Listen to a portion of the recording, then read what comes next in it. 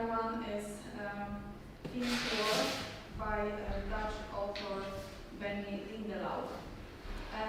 And I will focus on animals and the environment in these two books. Post-catastrophic literature and eco-criticism are intimately interconnected and mutually complementary. As Ubertowska observes, the transition from Holocaust studies to political and literary theoretical ecology is a natural step in an intellectual development, one that is grounded in the internal logic of the two disciplines. Ubertowska further argues that the search for affinities between the history of extermination of human communities and the devastation of nature is probably fueled by the belief that traditionally compartmentalized fields in fact make up one ecosystem, which eludes depictions underpinned by anthropocentric research concepts. I argue that in contemporary children's and young adults literature about the Holocaust, the educational function of teaching about the Shoah and urgently keeping the memory of it alive as time passes is intertwined with the function of ecological education, which is itself part of global citizenship education. It is in this context that I have explored two texts from our corpus. My investigation was directly triggered by a crucial episode in Martin Szczygielski's The Arc of Time, where Rafe travels in time from 1942 to 2030, and while surprised by several things he sees, finds himself utterly petrified by one particular clash with our times. And you have handouts. I hope my email reached the other who are not present in Lublinie. And this is quote, first quote. I will read it partially. Ahead of us, where the lances cross the park, I see three boys. They're talking loudly, laughing and kicking a football back and forth. Two of them are trying to stop the third getting hold of the ball. It's a strange game. Suddenly, I stop, stunned, looking at the ball. Impossible. That's not a ball. It's a loaf of bread. All covered in muck, but I can see it is real. What are you doing? I shout, running towards them. I run in between the boys, kneel and pick up the bread. Trying to clean it out of dirt, I feel like trying. The quote goes further, but you can read it on your own. This passage perfectly encapsulates the themes of environmental ethics, which is one of the major preoccupations of the book. Specifically, Rafe is horror-stricken at the fundamental disrespect for food, selfishness, impertinence, and aggression, unashamedly displayed by teenagers of the future. It is by no means a coincidence that the episode is situated exactly in the middle of the narrative and serves as its axis, around which the themes of human-animal and human-environment relationship revolve. In my presentation, I will address these thematic concerns within a comparative framework. First, I will depict animals and the environment as rendered in the two texts. Subsequently, I will examine the representations of animals and of relation of animals and environment versus children and adults, wherein I will attend to the metaphorical meanings of the animals appearing in the two books. To finish with, I will critically reflect on metaphorical expressions comprising an animal component and share my preliminary conclusions. As my research is work in progress, I will greatly appreciate any critical comments, suggestions and contributions. I start with the big thing, animals and environment, and begin with Things War. Lindelow's book predominantly features farm and domestic animals. Cows are bred for milk, and horse Havish works in a mine and later at a smithy. Cats include Mrs. Frome's pampered show cat, Poor Little One, and nameless village cats, drowned by a farmer if the litter is too large. There is also a dog named Queen of America, and owned by Liesl, a Jewish girl, looked after by Finn. The plot also appoints a role of some importance to a rat that steals food provisions stored in the cellar of the Nine Open Arms house. Exotic lions are briefly mentioned when the Bone sisters excitedly talk about a circus whose arrival was prevented by the war. Animals most frequently appear in conjunctions with children's daily lives, their dreams and the war, which poses the greatest threat to those most vulnerable, the beasts and the children. This combination of animals, children and war is anticipated by two mottos preceding the original text. Both epigraphs contain a reference to the natural world. The first one is bless the beasts and the children, light their way when darkness surrounds them, and haj się po mnie bej się.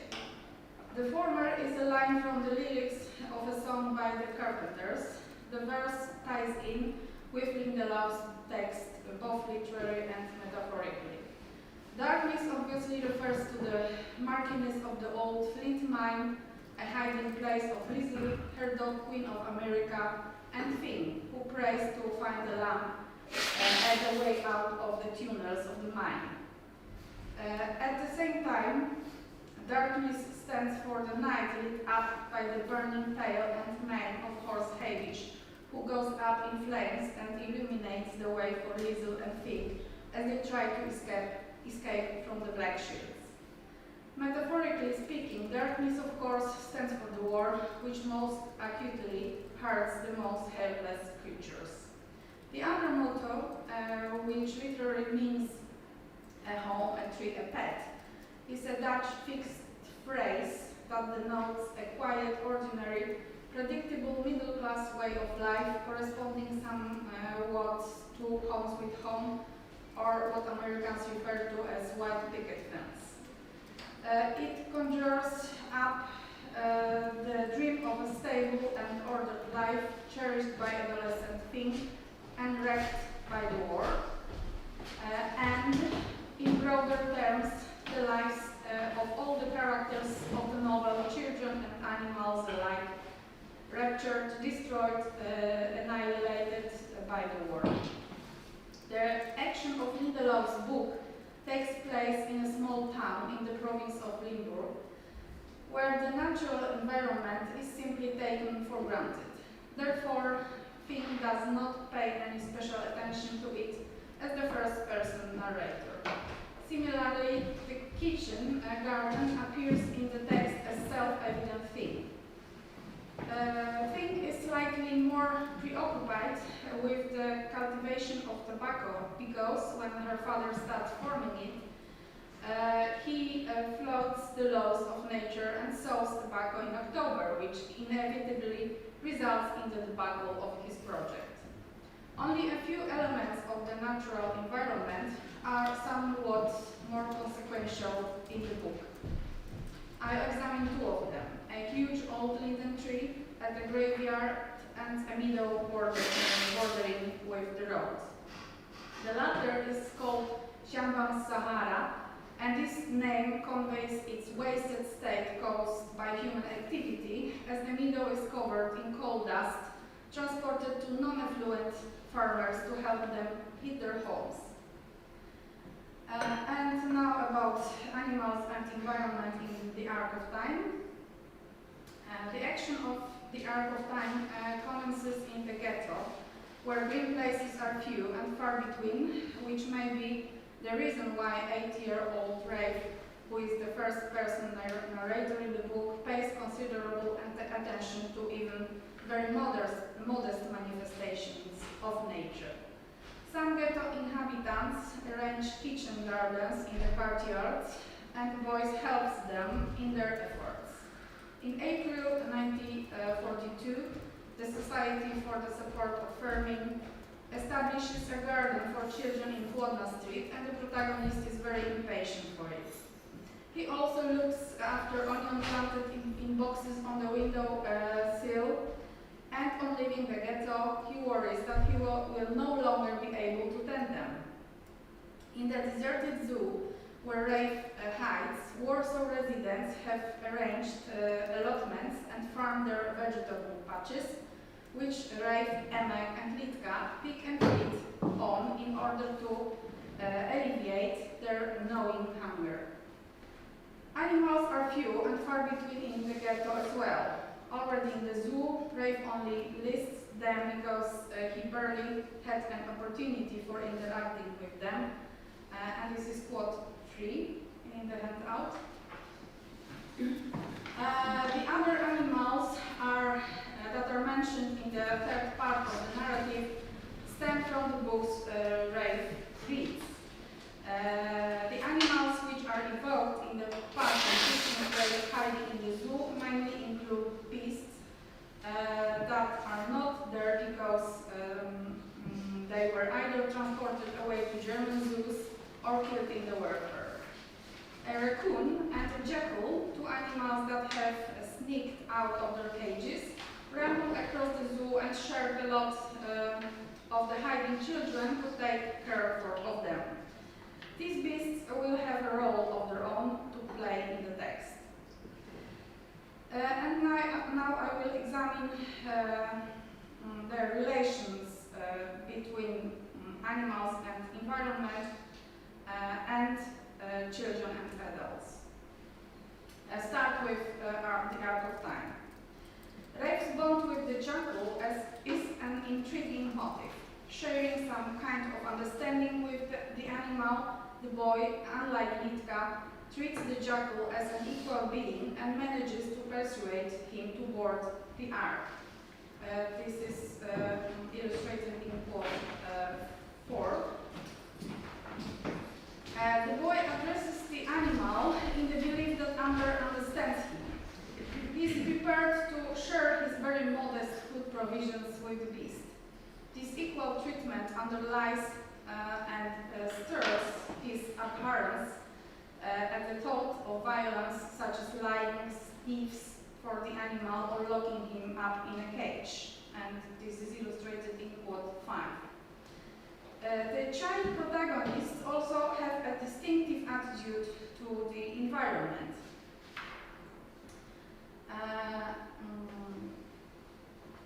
And this is illustrated in quote 6. So although the vegetables picked from the patches are often their only available food, the children make efforts towards sustainability. Despite their dismal situation, they do not practice over-harvesting and implement compensatory measures like green water with the patches, remove snails, out of respect for other people. And now things war among the animals which are killed by humans in war-related circumstances in Lindelow's book is the white Persian showcat, Poor Little One, owned by Mrs. Fromm, who explicitly sympathizes with the occupiers. 1 week before a show, the cat disappears only to be dropped at the threshold of the house in a bag with a note containing a biblical wisdom. He that toucheth pitch, you've been warned. Poor Little One is smeared all over with tar, including over the eyes, and as a result of which he stops eating and drinking and dies after a few days of torment. Finn finds this way of meting out justice imperceptible and repugnant. And this is illustrated in quote traitors, the animal is entirely irrelevant as a living creature. It only represents its owner. It does not really matter on which side of the conflict the tormentors actually are. Finn understands this perfectly as she blames the war, though. At the same time, she neither accepts the motivation of the perpetrators nor is disposed to understand them, as opposed to her adult brothers, Ade and Pete. The Poor Little One episode conveys the process of maturation. Admittedly, she is very emotional about the death of Poor Little One. However, her hysterical sobbing at the cat's funeral is rather driven by the discovery of the mechanisms of the war, rather than solely by her compassion for the animal. While, as a rule, indifferent to the natural world around her, Finn becomes interested in a huge linden tree at the graveyard. When she watches Bear dance, take care of it. The linden tree has been hurt in the war, and the boy strives to heal it by swathing it with bandage as if it were human. Quote 8.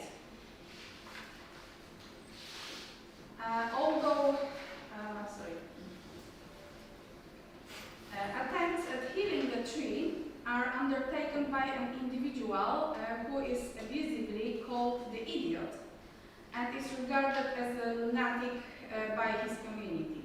However, the naturalness of his behavior sways over skeptical Finn, who, though not particularly empathetic towards nature, joins in his efforts. Admittedly, they fail to save the tree, but their remedial endeavors delay its death, which, inevitable as it is, eventually comes at the best possible moment. Specifically, the linden tree falls over because its roots have had to stray from their natural growth trajectory from the very beginning in order to bypass a horde of flint objects buried in the ground thousands of years before. Finn captures this story in a polyvalent sentence saying, "In order to survive, the tree made its roots change direction." Paradoxically, by crashing down onto and ruining the 9 open arms, the tree saves the life of the dwellers of the house, which is hit by a bomb the next moment. The story of the linden tree embodies the interdependence of all the elements of the environment, trees, rocks, and people alike. And this interconnectedness is shown to stretch over millennia. This makes one realize that the activity of prehistoric humans, the production and accumulation of objects, affects the lives of people living thousands of years later. At the same time, Shambha's Sahara itself, ravaged by human activity, is the only place where Jews can still enjoy communion with nature. Quote 9. In Lindelow's book, The Wrecked Meadow is not coincidentally associated with the fate of Jews, as its image anticipates the Holocaust. And I move on to animal motifs and metaphors in both books. And I will start with Noah's Ark. The handling of time in Ścigierski's novel has already been comprehensively studied, particularly in the context of memory. Notably, the time motif is also important in terms of changing attitudes to animals and the natural world. The title of the novel alludes to the biblical story of Noah's Ark, the difference being that Noah is replaced by time in the book. The point is that the text addresses the theme of animal-human relations that transform over time. This is vividly rendered in the following passage. Quote 10, and this is a very important passage, so I will read it. I like the where Dr. Fleikacher and Professor Lublinie meet dinosaurs. Dinosaurs are creatures who lived on the earth a long time ago. Massive beasts who roamed in herds, many times bigger than any human being. But actually, there were no people on earth back then. Dinosaurs ruling the world for a very long time. Still, a time came when they all started to die out, perhaps caused by some ginormous catastrophe, an earthquake or something like that. I feel sorry for the dinosaurs and think a lot about what they were thinking as their era were extinguished, animal by animal. They had to have been very afraid, that much is certain. Will we humans go the same way? In the time machine, there was no trace of human beings in the distant future, and so this is inevitable, I think. The end of people must come, sooner or later, and this is something we have to accept. It will probably be hardest on those who have to go first when the end comes. I would like it to start with the Morlocks, but that's not going to happen. I know that. It's enough to look outside our window. Rafe reflects to the times of human rule and the period of animal rule on the earth. Sympathizes with the dinosaurs as they are becoming extinct and perceives them as thinking and sentient creatures. Having read the time machine, he comes to believe that the era of human reign is bound to end, and associates this belief with his own times. The boy inscribes these times in the history of the earth and in the natural course of things, which helps him accept the reality he inhabits. At the same time, he is actually aware that humans are the first to be eradicated, and that the annihilation of the human species as a whole is imminent. In Szczygielski's novel, the Ark stands also for a boat constructed by Emek. Like Noah's Ark, the boat is supposed to make it possible to escape disaster and encounter with Germans. Boarding their ark, the children also take the raccoon and the jackal that roam the deserted zoo and are as vulnerable as the Jewish children hiding there.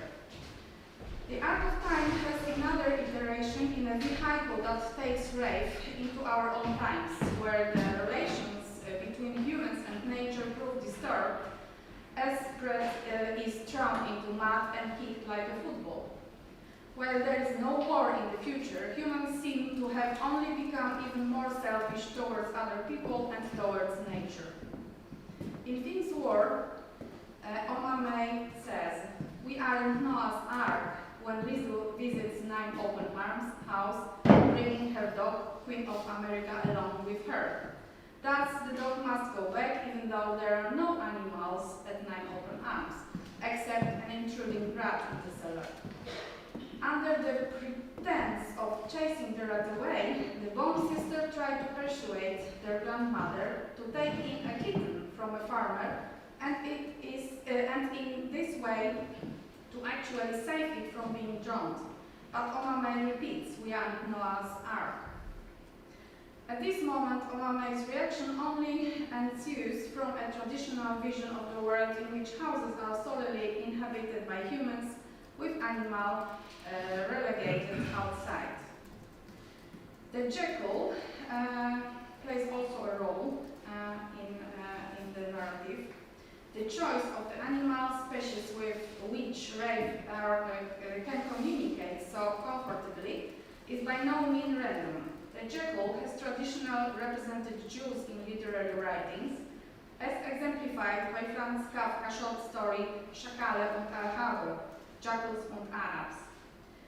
In Kafka's story, the jackal addresses the narrator, to whom interpreters of Kafka's text attribute the function of Messiah, capable of terminating conflicts and splits. In Kafka's piece, the jackal urges the narrator, Hier, du sollst den Streit beenden, der die Welt entzweit. Sir, you should end the quarrel which divides the world in two. The world portrayed in Szczegielski's book is also split, and there are multiple dividing lines in it. The ghettos and the Aryan side, Germans and Jews, adults and children, humans and animals. Rafe is a character who attempts to communicate with animals and believes that such understanding over divisions is indeed possible. Consequently, he bridges a gap between the world of humans and the world of animals, or at least diminishes this gap. The rat. At the beginning of Lindelau's novel, the rat steals the food stored in the cellar of 9 open arms. All measures implemented to get rid of the rat fail. When the war breaks out and Oma May decides to hide the Jewish rat in the basement, keeping this secret from all other lodgers, the dwindling of food supplies and the noises heard from there can be blamed on the rat. In this way, the author projects a parallel between the rat and the Jewish girl, which is as functional for the plot of the novel as it is ambivalent, since comparing Jews to rats was a stock device of the Goebbelsian propaganda during the war and has since been used by sundry post-war anti-Semites as well. However, this narrative strategy may be also constructed as an attempt, to dismantle the rat stereotype, which has already been practices in Dutch children's literature. For example, in Frog and the Stranger, a picture book by Max Feldhuis, the rat represents the other against whom everybody is prejudiced because of rampant stereotypes as well. Ultimately, however, the rat proves helpful and friendly. The overcoming of stereotypes appears to be a possible avenue for becoming closer to the other human being and nature alike. The horse. Hamish is a huge Belgian draft horse. He used to work in a mine, but he developed a fear for darkness and started to have panic attack, which made him unpredictable and dangerous. Hermes Smith took him then to work at his forge and thus saved him from slaughter. Quote 11. The Smith's treatment of the horse is kind and considerate. The man recognizes and meets the needs of the animal and even ascribes higher order needs to him. This attitude does the Smiths no favors, exposing him to disrespect and derision. When the smithy proves a compromised hideaway, Hamish has another fit of panic and sets it on fire, frantically trying to get out of the dark. Still, this fire helps Finn and Liesel escape. The titular, the Hemel van Havish, Havish's heaven, literally denoting light amidst darkness, evokes security that both children and animals need. Remarkably, the original title of the book channels attention towards the world of nature, insisting that not only humans need a heaven. I don't know if I still have the time. There was also a passage about metaphors, which is interesting, and you have quotes 12 and 13, and the first ones are the zoomorphisms, invectives that are common in many languages, and the second part are anthropomorphisms, and these are more creative metaphors, one-shot metaphor or image metaphor, which surprises and promotes changing one's perception of animals and viewing them as creatures capable of behavior such as laughter and shouting, traditional thought of as typically, if not exclusively, human. I will move to conclusions. Children such as Rafe have a natural empathy for animals, but they lose this faculty in maturation, a process shown in theme. Only few adults embrace attitudes to animals and or the environment which differ from those generally endorsed. Such adults are called crazy, like Hermes de Smith, or the idiot, adolescent bird dance, who swats a sick tree. Likewise, 8-year-old Rafe is considered odd by Litka because he believes that animals are capable of responses which are, as a rule, ascribed exclusively to humans. However, the small acts performed by these oddballs, both children and adults, trigger cause-effect reactions which ultimately produce positive changes in other people and in the environment.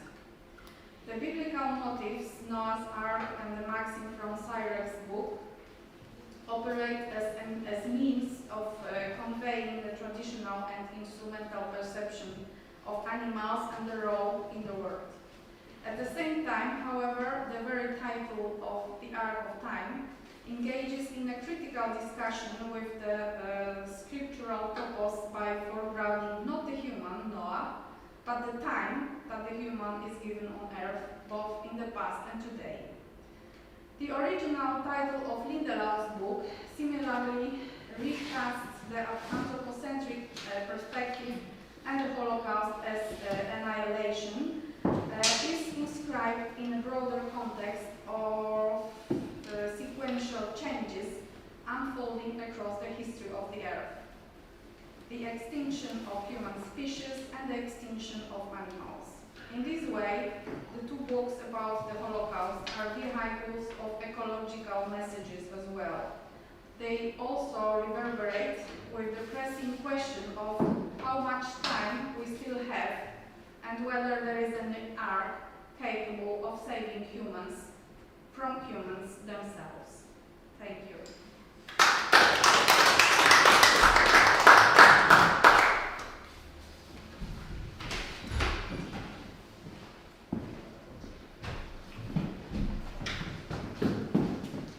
Marina, can you hear us? But we can't hear. Can you hear me? Yes. Yeah. So, Agnieszka, what should I do? Should I go to the bar and...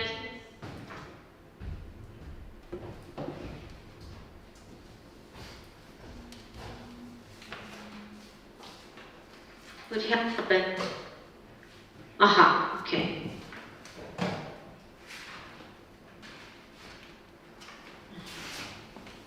Okay.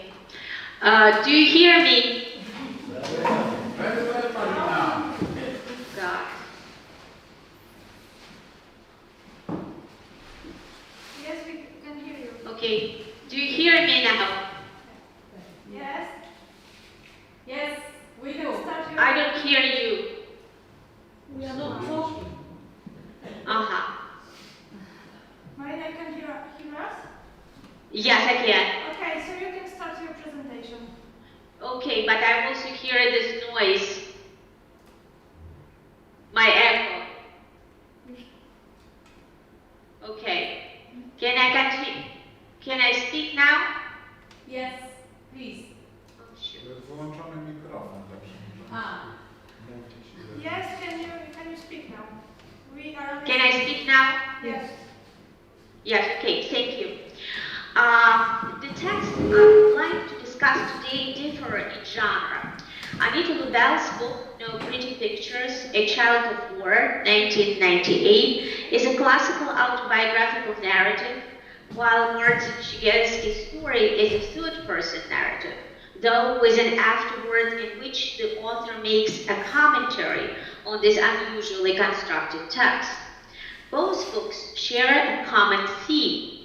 It is an account of the Holocaust and the experience of the characters in the book, in the first case autobiographical, in the second fictional, but built on the facts of history, almost documentary, illustrating the life of the main character.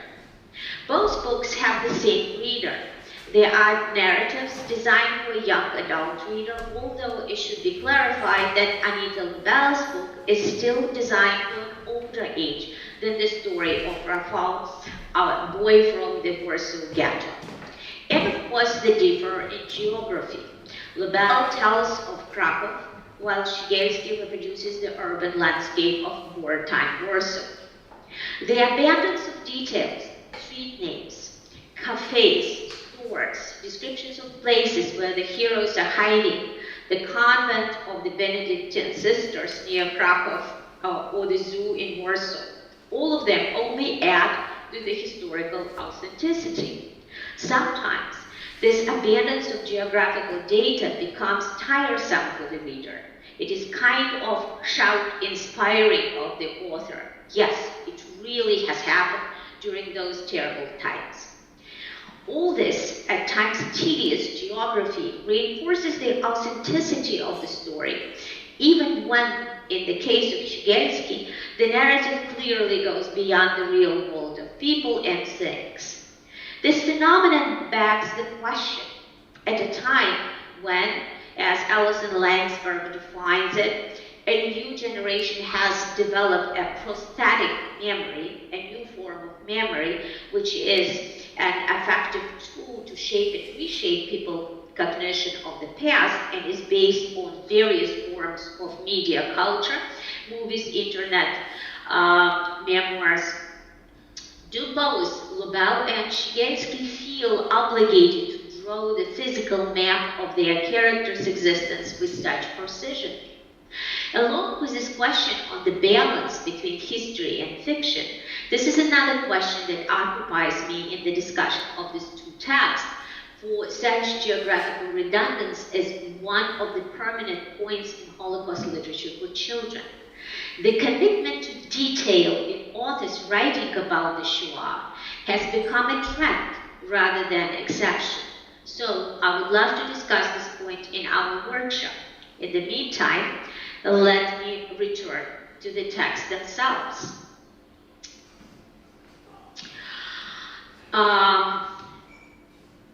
Part 1. Story, Historia, and Geschichte.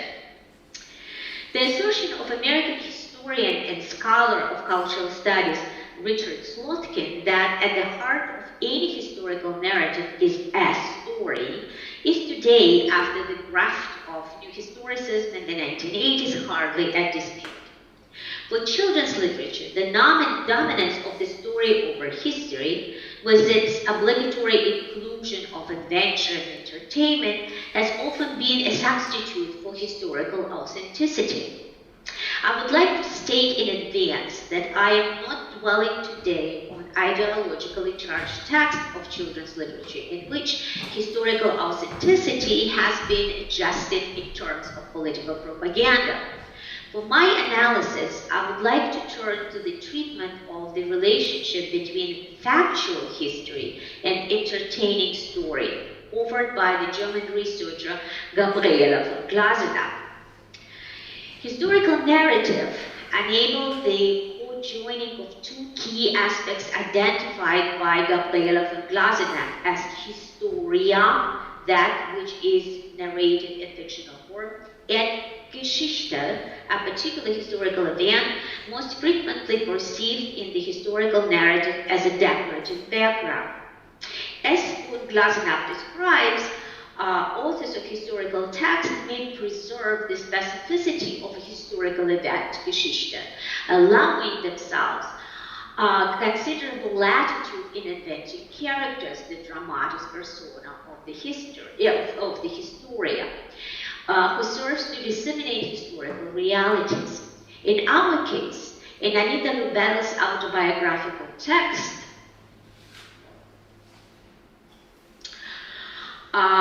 Geschichte and Historia seem to be in just such a balance. All the adventures of a little 7-year-old girl traveling through Poland together with her faithful nanny and brother reveal all the stages of the terrible history of the mass murder of the Jews. Of course, it should be stated that in the case of Lubel, we are dealing with an autobiography which, nevertheless, rather falls under a new twist in our understanding of the genre. First and foremost, this is the rejection of the notion of authenticity as a necessary condition for the autobiographical genre, the recognition of the right of fiction in documentary narratives, and the rejection of the division of the autobiographical genre into memoirs, travelogues, epistolary, and other related subgenres. The most adequate genre definition at this new stage in the history of autobiographical writings is life writing, proposed by Canadian researcher Marlette Kadar, the most flexible and open in describing autobiographical and other related texts. Subjectivity as the main condition in the presentation and organization of factual material leads to the creation of an individual version of reality and frees memory from any pressure other than an internal, subjective one that distributes events and people according to the logic of author's perception and relationships. The main measure of the success of such a text becomes the degree of uniqueness of human experience reflected in it. Lubel's accountant here is Anita Lubel, who is a very famous American illustrator, children's books illustrator. Lubel's account of life in Krakow, then in Wapenu, then in the village of Hunani and the Krakow ghetto, and in the convent of Benedictine nuns, and the labor camp, and Płaszów, and the terrible days in Auschwitz and Ravensbrück, does not touch on important moments of Holocaust Geschichte. One can only guess that little Anita's movements in space are related to the intensifying deportation of Jews in 1942, and that her entry into the Płaszów war camp and then the evacuation from first Auschwitz and then liberation from Ravensbrück at the end of the war are only places on her emotional map, unrelated to any action of the world from outside. Historia over Geschichte dominates the narrative, and accounts of war hardships and fears are in no way supported by dates or appeals to big history. The verbal framing of Geschichte and Lubel's text itself is interesting. It is words from the outside world that form the historical vocabulary of the girl aged 7 to 10. Liquidation, ghetto, verfluchte Juden, first Jews, ich kann arbeiten, I can work. This mixture of languages and realities creates a historical background to the personal private life story of a child of war, as Lubel calls herself. Curiously, Arc of Time by Shigelski is constructed in the same narrative modality, where the story of the boy Rafe consists of a combination of Historia and Geschichte, with the constant dominant of Historia. Just as in Lubel's autobiographical narrative, the specific facts of the story of the extermination of the Jews in the Warsaw Ghetto is devoid of specific dates and historical references. Very rarely does Shigelski supply his realities in the text with explanatory footnotes.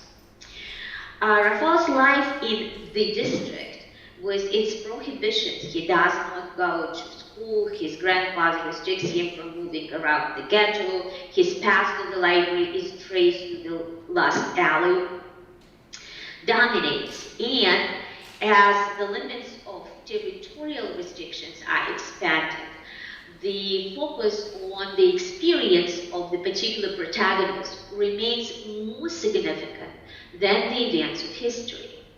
Both Anita and Rafe are of the same age, 7 years old and 8 years old, by the time the narrative begins. Their experience of living in the story is limited to their family experience. I'm sorry, those this is what I wanted to show you. I mean, those are Anita Lubel's children's books So with her illustrations, her designs, and also her texts. Yeah. Those pictures are taken from the book. So this is Anita's family on the countryside. She would never see her relatives after the war. I mean, they all would be destroyed. So here you see her liberated in Ravensbrück, so the little girl. And here finally is her passport picture for immigration from Sweden to America. Lubel's life-writing mode in Shigelski fiction used a rather interesting technique of constantly narrowing and expanding the space in which their characters exist. For example, Anita and her brother live in an apartment in which they were born, but this space is not stable and does not protect its inhabitants. The children living in this space exist in a world of constant loss, first material and then loss of people. The material world, the world of things, acquires value in children's mind only as a product of exchange. With the pearls Anita's mother gives to a peasant's guide from her native village, she buys herself the possibility of escape. Ray's grandfather pays for his grandson's life with an antique violin. In Lubel's story, the Germans take the silverware and the carpet out of the house. The father, the grandparents, and the mother's sister disappear. Then the servants leave the Jewish household. The mother leaves to continue living under false documents, and only the devoted nanny is left with the children with whom their journey begins first to the village from which after a while they are forced to flee. Once again, the space is narrowing to the walls of the ghetto from which the children are rescued by the nanny who goes with them to the convent 20 kilometers from Krakow, where they are overtaken by a German raid. And then one camp is replaced by another, narrowing the space of survival to the bunk bed shared with your brother in Ravensbrück, so gradually squeezing them both out of life into death. Shigelski uses the same technique, gradually preparing his readers for the demise of his main character. First, the material world starts to shrink. Grandfather's big apartment is reduced to one room. Then the grandfather and grandson are forced to leave that space as well and move to a small room in another neighborhood. The slightly expanding space escaping the ghetto with a hike through the main street ends with the boy in a zoo where he tries to survive in a tiny hole but meets friends who really push the limits of the survival for him. However, he deliberately returns to the ghetto and survives by accident, almost becoming a victim to his own fear of raising former neighbors. But unlike Lubel, Shigelski creates for his protagonist an alternative space that Raphael constructs for himself. The space is modeled on the book Wells's novel, The Time Machine. Ray feeds into the space of fantasy his own text. Wells's Eloy and Moloch are the Germans and their victims, and the time traveler is the character who conquers time and always finds the way out of struggle. In this way, the writer gives Ray a vision of the future as a possible time of survival for him. Anita Lubel does not think in terms of the future. Her autobiographical heroine is deprived of this category, which she will find much later, after the war, in Sweden and then in America. And it is in this aspect that fiction proves to be a more optimistic text to read than the life story. Part 2, Map and Mapping in Holocaust in Lubel and Shigelski. Quote, in literary text, cognitive mapping may function as a geographical substitute for mental, emotional, moral, and physical transformations of fictional characters, if they are positioning in a space, in a specific place with impacts on their feelings, thoughts, and behavior. Write Nina Huber and Bettina Kümmerling-Maybauer in their study of map and mapping in children's literature.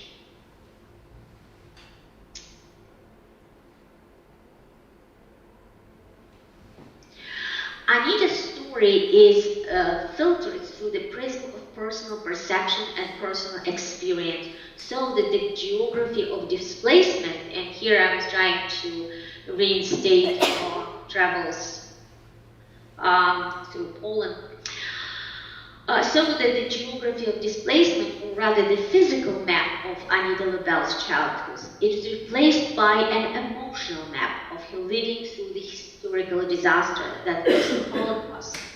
Her life is full of hatred for herself because she is Jewish, for her father who left his family and hid in Siberia, for her mother who lives on false papers giving her children to an old and sickly nanny, an anti-Semite who is devoted to her 2 Jewish children to her last breath. It is her nanny and brother, the only 2 constant presences in her life, that the now grown Anita Lubel dedicates her book. This reluctance to be Jewish, though understandable in the context of the 2 texts, Rafe, like Anita, knows Catholic prayers and holidays and repels the externally imposed Jewishness from him. By the way, this seriously scares me about today's Holocaust text. I don't expect any pride in Jewishness, but I would like to see less self-loathing on this ground. The physical space in which Anita or Annetta exists after the war, Lubel trying to free herself from everything connected to her wartime identity while being treated in Sweden, changes her name from Annetta to Anita. The map of emotions the author shares with the reader includes sensory examples. In Hans-Jörg Rindesbacher's monograph, The Smell of Books, a cultural historical study of olfactory perception in literature, 1992, the researcher offers a full scale of smells that haunt prisoners in concentration camps, from memory of food smells to the stench and repulsive smells of human bodies.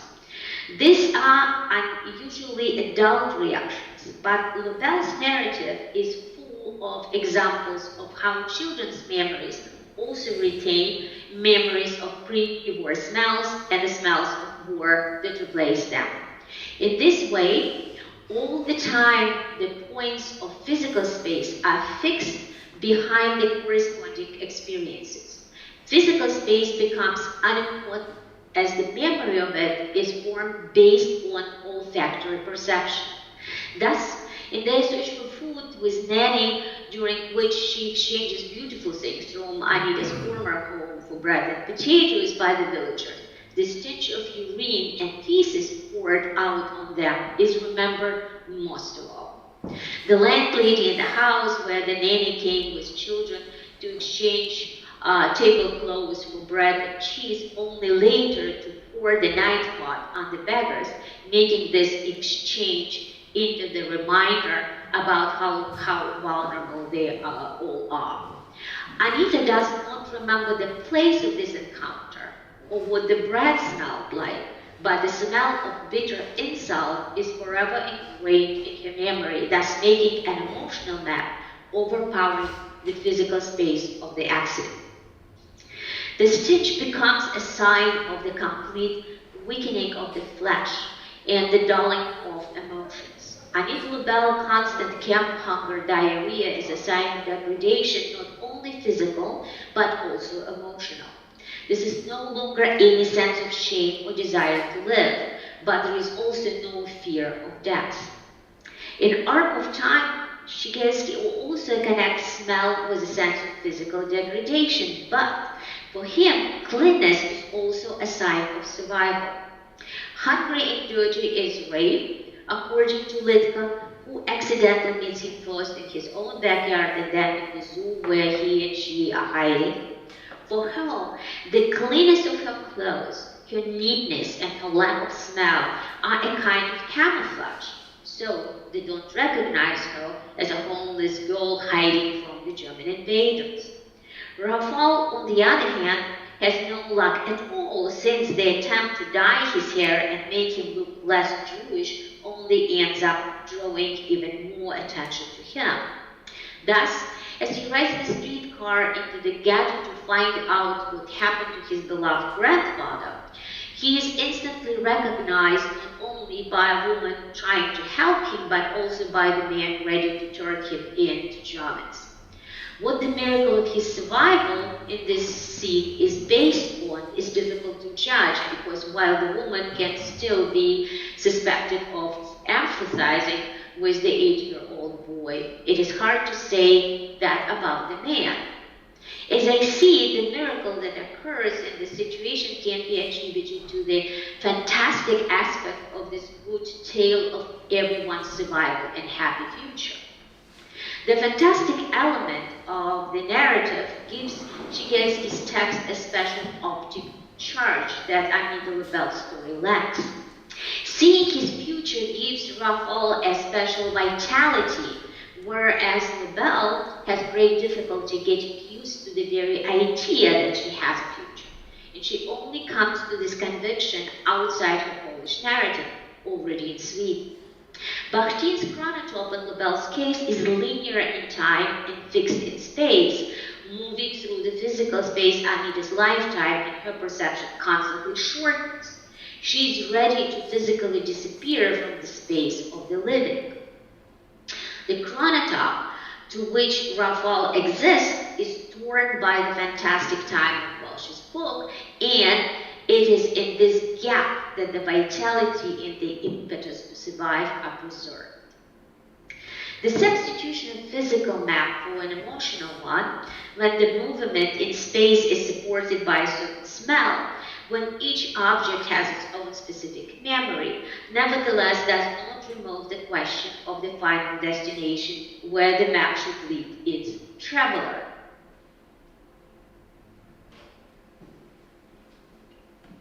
For Lubel, this is both the end of her former life and the beginning of the new one. With the transport of the Swedish Red Cross, she, after her release from Ravensbrück, arrives in Sweden, where she and her brother are treated by tuberculosis and gradually returning to their new, most ordinary life. Anita goes to school, enjoys drawing, and diligently pushes away the memories of years of torment. Step by step, she's squeezing out her emotional map, replacing it with a physical one. Poland is now reduced to a geographical location, a country to which she will never return. Quote, "I have never gone back to Poland. I have no wish to stand on the grounds of the preserved remains of Auschwitz or Warsaw or Ravensbrück, as if I were paying a visit to tourist attractions not unlike London Bridge or the Roman Forum or the Eiffel Tower." This is Anita Lubel at my university giving a talk at the presidential day.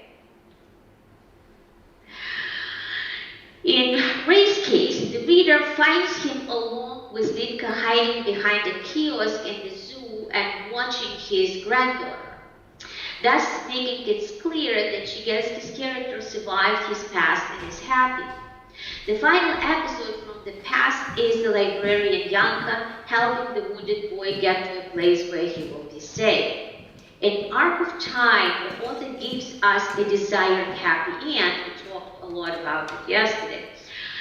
And layers, and leaves the hero inside his emotional space. The zoo is not only a place of past pain for him, but also the territory of a new beginning for his granddaughter's life.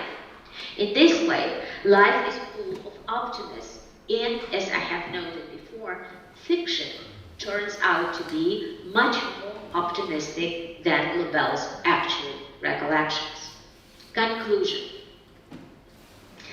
I don't have any. I tried to compare two very different literary works to see how historia, fiction, works together with Geschichte, historical fact. In both narratives, Geschichte, dates, loci, fact, are not important at all. The first place in both, life writing and fiction, is taken by personal experience, by the pain of loss and the difficult pain of learning. Both autobiographical text and the invented story turn out to be the Erziehungsroman, a novel of education, for which, in fact, books for children are written, even if, or perhaps precisely because, they are books about Shoah terrible pain. Thank you.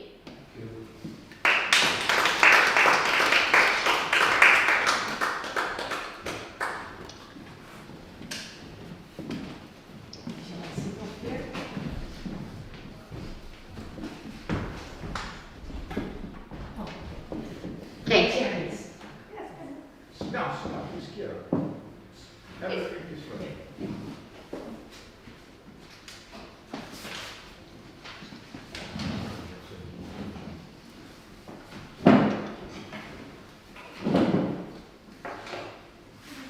Thank you very much, Marina and Pawła, for your very fascinating lectures about Arc of Time compared to two other children's books. Yeah. Is there a question from anyone here or virtually?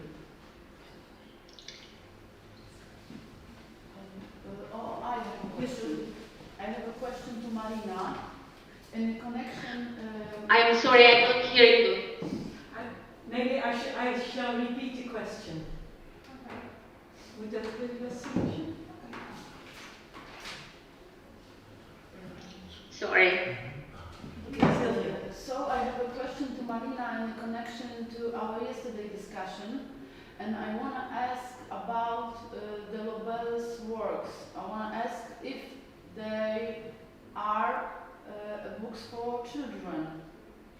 Because this is something we talked about yesterday. So, if the true history of the Holocaust isn't too much violent, too much cruel to give it to children as a whole. Can you answer this question? Because I see the similarities with Lubel's work, with, for example, work of Zbigniew Białas, who writes about Rutka Laskier, and this is the only one book in Polish corpus of text in which we have many scenes of cruelty, which we can't find in the other books. So this is my question. Okay, thank you. Yeah. Okay. Should I answer? Yes, please. Yeah. Oh God, it's again this echo.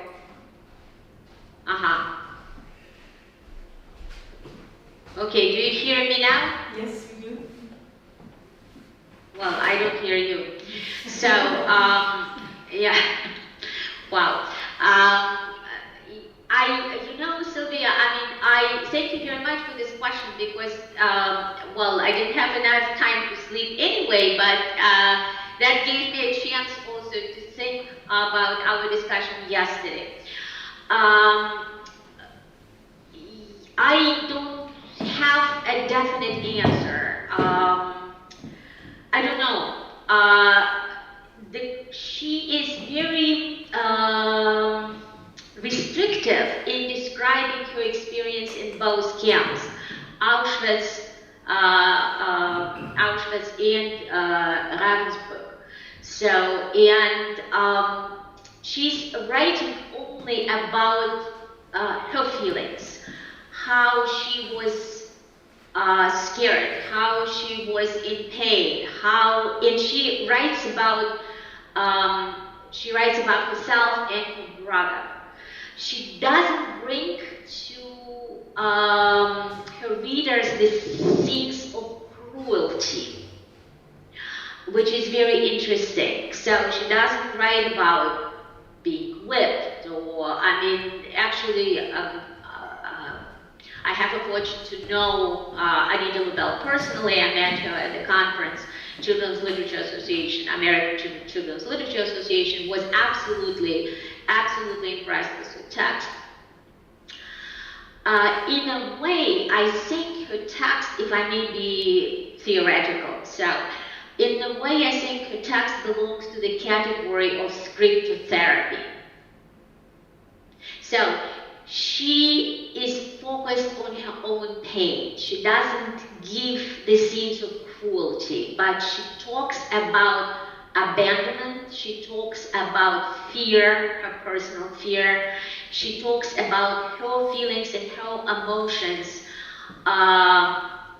that are understandable. I think she, the only cruel element that she includes is when her brother was almost shot. Her brother is 2 years younger than her, and he travels through, it's another story and another twist. So he travels through Poland dressed up as a girl. And then finally at the convent, during the German raid, the German officer looks at him and says, "You are a boy, pull your pants down." And this is the end of the story. And the only moment is when she's about to lose her brother because another boy is pulled out of the group of children and children and adults who arrive. It's almost at the end of the war, if you remember the map. So, and this boy is shot. And the mother loses her mind because it is happening in her presence, and she grabs Anita's brother and pulls him out and says, look at him, he's smaller. Why you don't shoot him instead of my boy?" So, and that is the limit. This is it. Is it censorship because... Can you answer the question if you consider it children's literature? Or did you want to ask? Yes, absolutely. This, but it is literature. Well, it was recognized as children's literature. So, but it is literature for young adults, of course. Yeah. Sorry for the long answer. So, what's the source of this optimistic? You said that Arc of Time is more optimistic than the Lobel's work. So what's the source of this optimism? In my opinion, it is this escape, this possibility, I mean, this tunnel, this fantastic element. Okay, thank you. Yeah, because it makes it provides to the reader, we don't know anything about Lubel's future. I mean, she doesn't talk about it. It's another part to this memoir when she talks about Sweden, and this is a different story. But her childhood in Poland is no escape. Her childhood in Poland, she's doomed to death. So, but with Grodzkiej's text, you have this tunnel, you have this movement, you have this travel that Ergo was talking about, and I think it gives possibility, it gives hope, it gives both entertainment and interplay between reader and the text that is very optimistic. Thank you, that's very interesting. Thank you very much. Okay, any other questions? Yes, please. As the ordinary reader, but hopefully still member, do you hear me? Yes, I do. So, as the ordinary reader, and still hopefully member of the human race, I am very doubtful, very suspicious about any children's literature for two reasons. One reason is that these books are written by adults, and therefore they are transformed by the experience, the environment, some enforced or chosen ideology, if I may use this incorrect term. That is one thing. Secondly, it is a matter of accountability, or rather authenticity. When you have a work of fiction, then of course you have the liberty of using history that is live, as we think it was, in a very liberal, open way.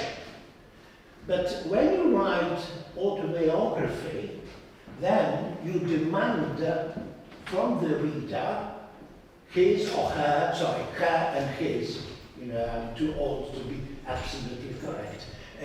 You demand from her or his a very detailed knowledge about the life situation described in autobiography, unless it is a fiction. But even if it is a fiction with Holocaust, you have a big problem. Because it is one thing to write autobiography or even a fiction about a neutral theme, let's say Adventures of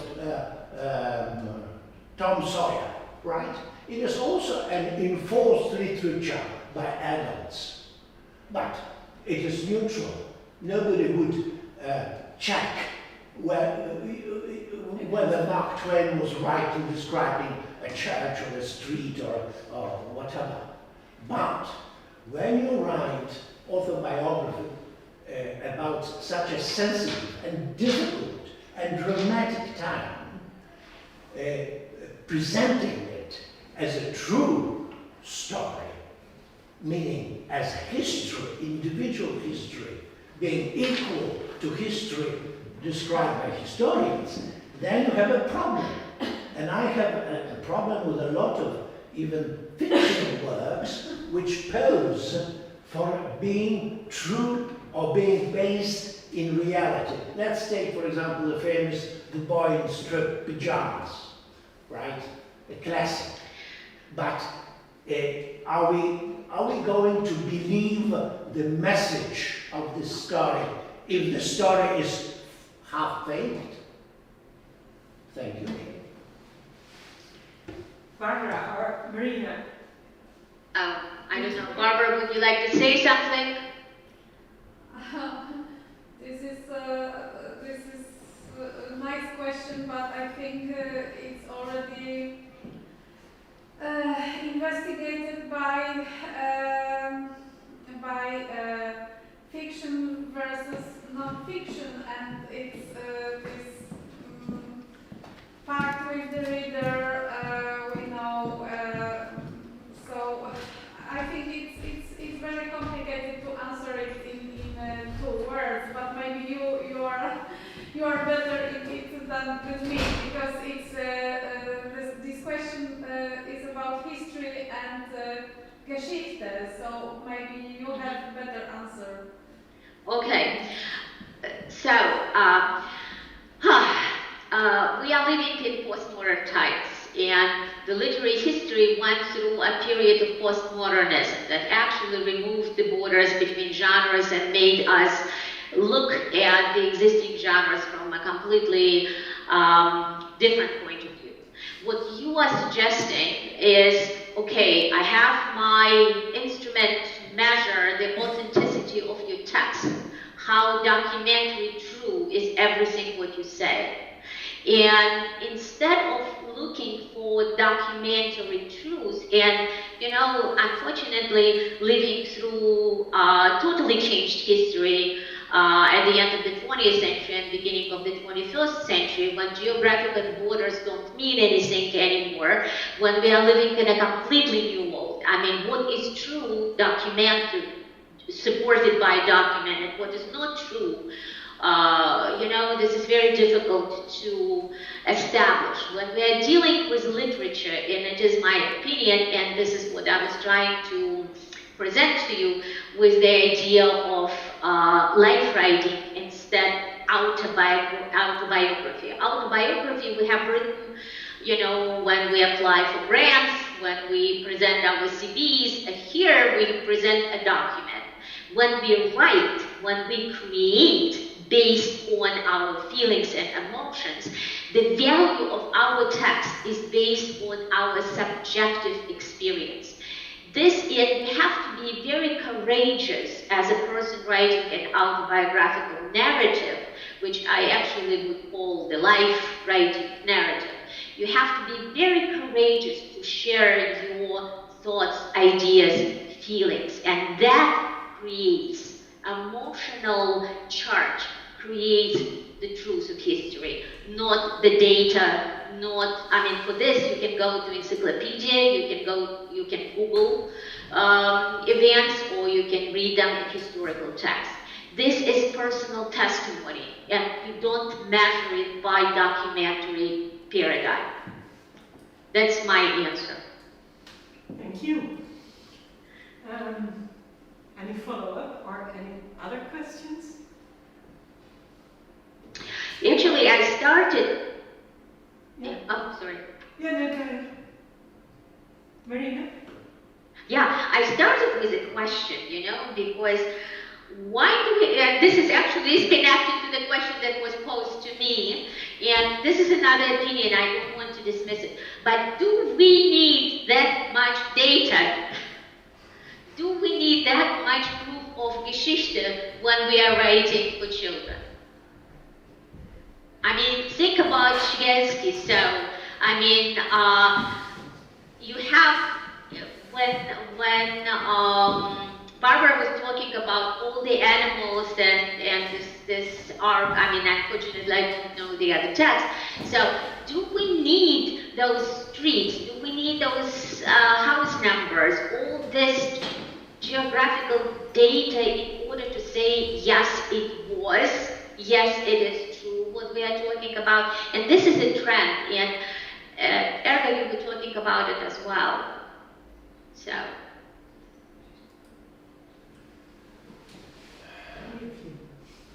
Aren't we making our readers tired?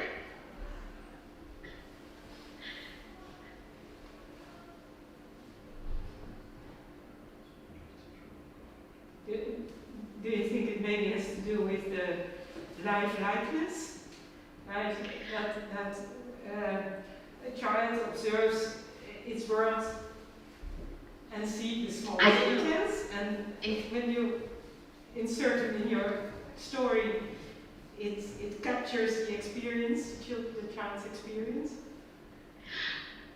In Szkielski, this is so interesting because he writes the old names of Warsaw streets, right? Because those street names, they were changed, and then I guess they were changed again, right? So, I mean, his geography is different from today's geography. So, today's child is not recognizing the map of Warsaw. Or does he? She? It?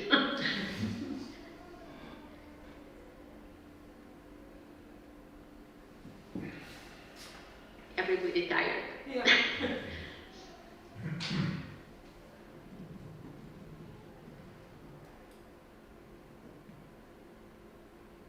Well, there won't come an answer, I think. Well, yeah, I'll continue thinking it on my own, so. I have a more sort of concrete question for Barbara concerning Art of Time. You show very clearly that the animals in both stories are viewed as having value on their own, but in one scene, Rafa, I believe, observes how Germans shoot the ground just for fun, for no reason at all except having fun.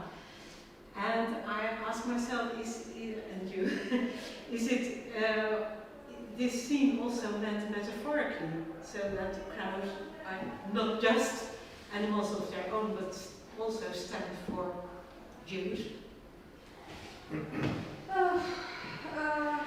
I don't know if you can, of course, I think you can interpret, and there is something in it that there are German and Jewish animals, but sometimes, like the case of the episode of the cat of Mrs. Fromm, who sympathizes with Germans, it doesn't matter because it's killed by the good people, let's say. But you have also, there are also in the literature and in reality, of course, another examples of animals who are killed only because they represent their owners.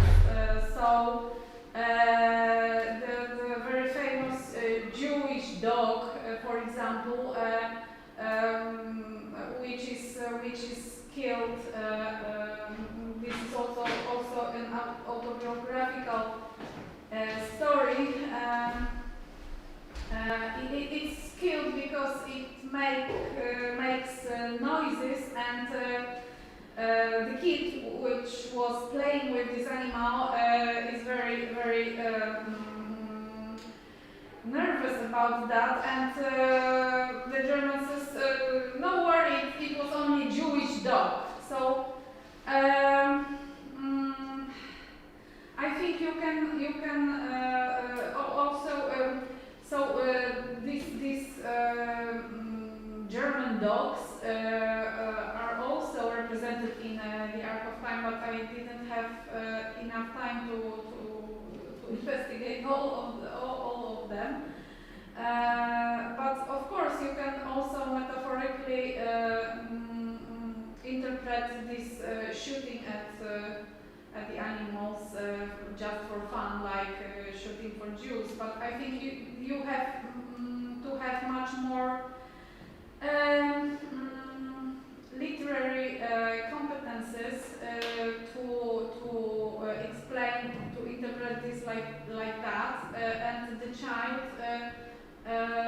It's based only on the emotions for the child, I think, and this is something the literature about Holocaust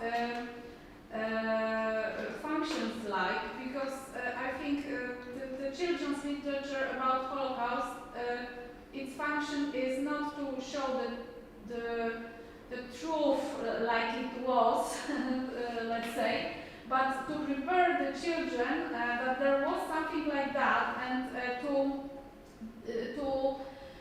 cause that they would like to know more after reading the books for them. Just like Szczygielski said yesterday, so he wrote his book in this way that it makes hopefully the children curious to learn more about that, and then they can look up facts in encyclopedia or other sources. Okay, thank you. When they grow up. May I ask something, Barbara? Please, yes. I'm so Yeah, glad to see Barbara, so at Noah's Ark, there were two of each species, right? I mean, in order for them to multiply and recreate. So what is happening here? Why? What's the point? You know, I mean, you have one raccoon and one jackal, so no future.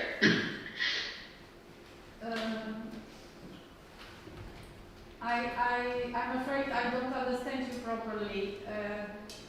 Okay. No offspring. I write, yeah. I write to you later, so. Yeah. Yeah, but Noah's Ark, not the Ark of Time, the Noah's Ark. Don't say there were two of any species. Yes. Yes, yes, I had this in my talk as well, because this is the hope for people, I think, because Rika and Rafał became a couple. So this message of hope for the people, maybe. But okay, there is no hope for the animals, and this is also the message of the book, I think. So it's complicated. I don't know. I don't have clear answers. I have to read also the other books with focus of animals and environment to establish my whole interpretation of the appearance of animals and environment in the 21st century children's books, because I'm really very interested in this subject, and I think I will examine it more in detail. So if you have interesting examples from your literature, please let me know. I would like to read them. Well, I think this is a good point to close this discussion and go for lunch now, I think. Thank you very much. Thank you, Barbara and Marina.